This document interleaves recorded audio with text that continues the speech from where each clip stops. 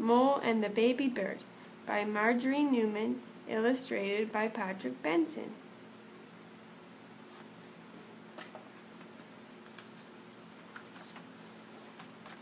Mole and the Baby Bird.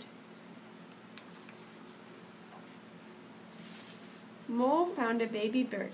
It had fallen out of its nest. Mole waited and waited, but no big bird came to help it.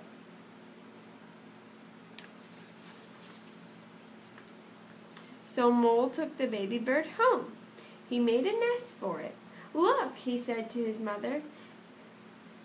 "It's very, very hard to take care of a baby bird," she said. "They usually die," said Dad. "My bird won't die," said Mole. His friends helped him find food for the baby. His mother showed him how to feed it. Mole fed it whenever it chirped, and the bird didn't die. It grew.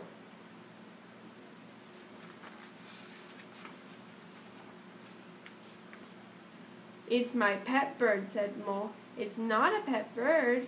It's a wild bird," said his mother. The bird fluttered its wings.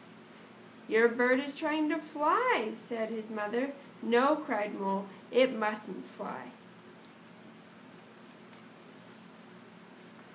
Mole found some wood and some nails. He borrowed his dad's toolbox.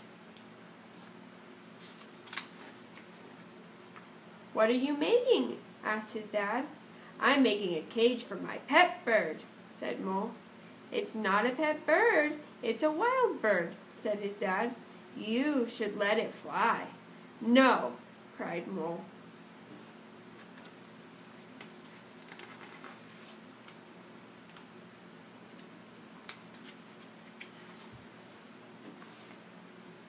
He put his bird into its new cage.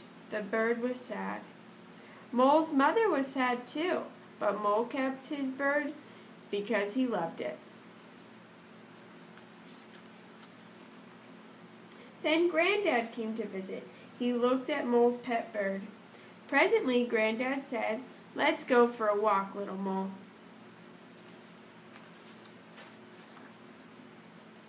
Granddad took Mole to the top of a high hill.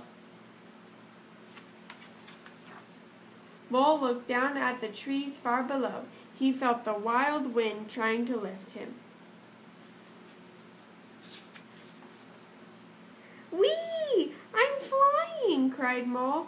"Nearly," said Granddad.